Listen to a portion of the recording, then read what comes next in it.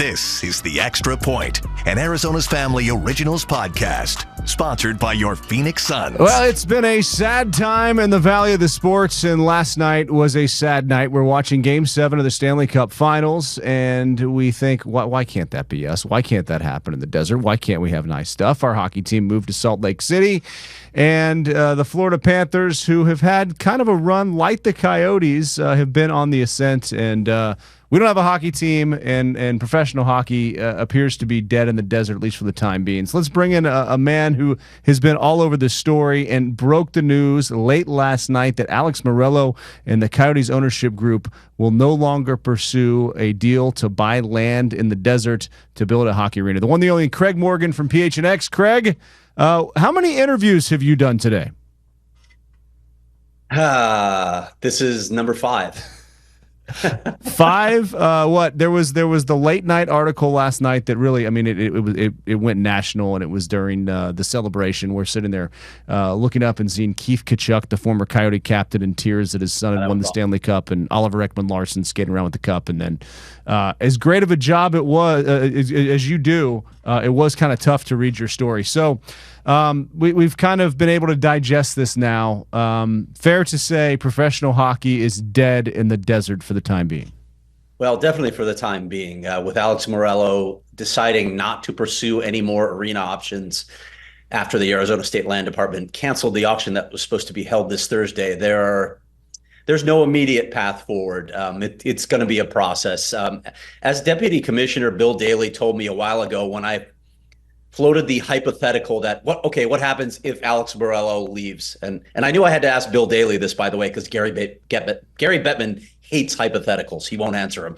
But Bill Daley did answer him. He said, well, then they become like any other expansion city, which is, it's hard to hear, right? Because you almost hope that Arizona would get a little bit of preferential status based on all the suffering that we have endured over the years with the Coyotes. But the process is what it is, so we'll have to wait. Once the NHL officially announces this, Mark, which they haven't done yet, then all of that will come out. They'll answer all those questions. I assume Gary Bettman will do so at the draft this weekend, and we'll get a better sense of what's coming next for this market. All right, so if we read your article on PHNX and on your Twitter and all of your social media. The website's down right now, Mark. Oh, I just was reading it. I have it. It might be back. Good. Yeah, I'm happy to hear that. I have it right here. Yes, you should tweet back out the link. And crashed the website for a while. I'm sure it did. I mean, this was all over. I mean, every late night show last night was talking about this. This was on. There was some college football sites talking about this. So it appears that Alex Meruelo Jr. met with members of the organization and basically said, "We're done. We're not going to pursue this." Is this kind of your sense of how this shook down? Yeah, that happened yesterday at the offices for the remaining staff, right? There were some pretty significant layoffs that occurred before this, but for the remaining staff, they told them a couple things that I heard. They're not going to pursue this anymore. And we could talk a little bit about why that is, but I think they finally got a pretty good grasp of how the market feels about them, how the public feels about them. They're tired of the attacks, so they're bowing out with whatever money they happen to make out of this deal, which was a significant number. Right, and I mean it's their business, and they can choose how to run it however they want. But when you are in the public like this, and you do have a public trust like a professional sports franchise, I mean you've been very critical. I've been very critical. How do you feel? Why do you feel like we got to this point? Well, there's a lot of pieces here, but I do think that the way that Alex operates is a big part of the problem here. How he made his money was by purchasing distressed assets. The way you make those profitable again is you take a look at your creditors and you squeeze them. Say, I'm not going to pay you the full amount I owe you. I'm going to pay you this. You can sue me if you want, or we can just settle on this amount. And that's what he did. He did that throughout his business, and he turned these things around. He had great success turning around a bunch of distressed assets, distressed businesses. But when, as you mentioned, you enter into this sphere, this very public arena, everything that you do, first of all, is scrutinized, and you need relationships to move forward with the types of projects we're talking about. You want to build an arena that's going to be in City of Phoenix boundaries? Well, you better make friends with the City of Phoenix. You better make friends with a bunch of the stakeholders who are going to help you get this done. And it didn't seem like he ever learned that lesson. He just thought that he could just bull his way through everything the way he had done in past businesses, and it ended up costing him the franchise. Why do you think he didn't hire a zoning attorney? Well, I mean, they had a different interpretation. If you go on the city of Phoenix zoning and read the language of it, I mean, honestly, Mark, you and I would be like, I really don't know what that says. That's why I majored in journalism right there. So it's open, yeah, it's open to interpretation, and I can understand how they might think, yeah, it does allow for an arena, but you knew a long time ago that the city of Phoenix was saying, no, it's not. Now, the process for getting a special use permit, I've been told, is really long. It's like 8 to 10 months. So when you got Gary Bettman in your ear saying, I need an answer by April, you don't have enough time to go get that permit. So maybe Alex, and I don't know this for certain, but maybe Alex decided, I'm going to risk it. I'm going to go try and get the land, and then we'll work out the permit afterward. It is a big risk, but when you're under the gun in terms of timing, that's a possibility for why he took this approach. Is this the, I guess, worst example of leadership in Arizona sports history, in your opinion? It isn't mine. I mean, they lost the franchise. That's a pretty big check mark in the con column, isn't it? I mean, I know it's the NHL, so it's not as big a deal as it's harder to lose an NFL franchise, although it's happened usually by the owner's request rather than by just screwing it up. Yeah, I'd be hard pressed to find something worse than this. I mean, we have a pretty recent example of a bad actor in Robert Sarver, but to lose a franchise I just feels like he betrayed the entire public trust here, Mark, and lost the franchise, lost one of the crown jewels of the city in terms of the sports landscape. So yeah, I think it's fair to say that. And you look at the news conference towards the end of the season, at the end of the season with Gary Bettman, and he said he intended to win the land auction, and that didn't happen. And there was the intent to build a new arena in Tempe, that didn't happen. At some point, was because you heard different things about. There was no effort really made to get out the vote. They didn't invest in Tempe and trying to win that vote. They just sort of. Maybe not the bare minimum, but it certainly wasn't a major push to show what that arena in Tempe on the landfill could actually have done for the community. Do you feel like the effort was there from this ownership group to really make this happen, or potentially, one of my thoughts is that this could have just been an investment the entire time, and they won because they won the investment? I don't think so. I don't think that's what it was. I think it was there was a desire to get things done, but the execution was so poor in so many instances. That deal that they had with Tempe, I've had so many people, and I agree. I mean, you had 7 city council members on board. You had major business leaders on board. That was a good deal for the city of Tempe, in spite of what Tempe First was telling you with the misinformation that they were spreading. That was a good deal for the city of Tempe. They were going to pay for the cleanup of a dump site, which is going to become a problem for that city. But you get that far, you have this incredible deal structured, and then you go cheap on the campaign. Just hire professionals, run the type of campaign that you need to run, learn who your electorate is, right? Who's going to actually turn out and vote in a special election, and start messaging to those people instead of saying, we're going to create the Rodeo Drive of Arizona in Tempe. Like, hello, read the room. That doesn't play at all in this community. It's just like when they got to the end game, they were just clueless. They made just such bad decisions when they were so close to closing that deal. And I think that more than anything is what precipitated the end of the Coyotes. When they blew the Tempe deal, they were on borrowed time at that point.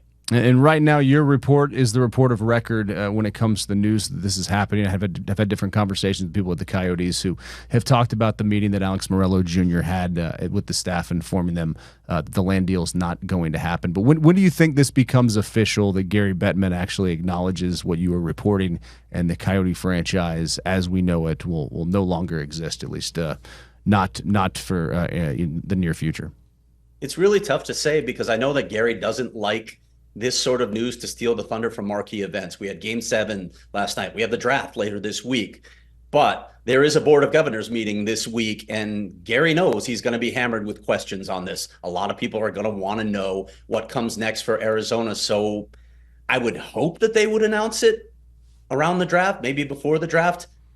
who knows what the league's thinking. The other side of this to consider, of course, is the legal side. Do we know all the details of that arrangement and what it takes for Alex Meruelo and the league to extricate themselves from each other? That may play into this as well. So it's really hard to predict, but I would hope that it would come before the 4th of July at the latest. They need to address this. Well, and you read your article, and there's a link inside the article about the Atlanta Thrashers potentially reactivating their own franchise and buying land or having land pinpointed to build an arena. So that makes you think, okay, if Atlanta could potentially come back as an expansion franchise, Phoenix, if somebody could get their act together here, it could reactivate here. What does that path look like? I know the Coyotes haven't even been dead for 24 hours, but what does the path look like to the Coyotes rising from the grave? Yeah, it's tough because you need the arena. That's the key piece. I mean, no, the key piece is the ownership group, right? We need a serious ownership group, and I don't know if we'll even have a sense of whether the groups are serious or not until we get into that process. It's easy to say I have interest, but then, okay, are you willing to spend the money? What sort of relationships do you have within the city? And then a couple of years down the road, are you in fact a decent ownership group? Because we thought Alex Meruelo was the savior at one point, and that didn't go so well. But if you get that group together, and hopefully you have those relationships, you have key people. I think it's important to have key people on the ground. Say Shane Doan, for instance, involved, because he's hockey royalty. He has a lot of goodwill in this community and good relationships. If you can get that part done, then you need to build an arena. It's the same issue that they've had for so long. You have to get an arena built, and you have to get it built in a political climate where nobody wants to do you favors via taxes or any other sort of subsidies. So it's a tough process. It's really hard to predict how that will play out. Where would you build the arena if you could pick any spot in the Valley right now? Where would hockey work in the desert? I mean, you could go back downtown, but you'd have to. I don't think the city of Phoenix would allow that unless Matt Ishbia were the owner of both teams. And I honestly don't see that happening. I know some people would like to see that, at least not in the short term. I don't think Matt Ishbia is interested in being an NHL owner. But the Tempe site was amazing, Mark. It was a spectacular site. It was centrally located, 5 minutes from the airport, 10 minutes from downtown, on the east side of town, close to the population base, the wealth base, and the corporate base. And it would solve Tempe's problem that they still haven't solved. They have a dump that's going to have to be cleaned up. I loved that site. It needs to be close to the core of the city, but probably slightly east. So I would say along that 101 corridor, maybe you go back to the reservation if you can solve those issues, and talk to the Salt River Pima Maricopa tribe and see if that land might be available. But it's got to be somewhere in that vicinity. I think that's the best area for a team. You never age, and I've been on TV and doing interviews with you since, I don't know, the mid-2000s. I feel like I'm going to be a very old man by the time professional hockey returns here to the desert. If you had to forecast, if you will, since it was raining last night, and I know you were watching the forecast as you were trying to do your show at home and keep your internet working, when could you see, if things line up, a team coming back to Arizona? Okay, a couple things to say here. I don't think it's coming in within 5 years. I always thought that was a pipe dream. If you look at the history of teams that have left markets and then come back in the NHL, Minnesota was the fastest, and that happened in 7 years. And that's called state of hockey. Hockey's a big deal up in Minnesota, as you know. So I keep that in the back of my mind, understanding that this is a lengthy process. But there's the side of me that thinks Gary Bettman's not going to be around that much longer as NHL commissioner. He's 72 years old. And I think this is a little bit personal to him. So I can't help wondering if Uncle Gary's going to try and do the Valley a solid one more time before he moves on. So I don't know when he's planning on retiring. He still loves working at age 72, but he can't stick around that much longer.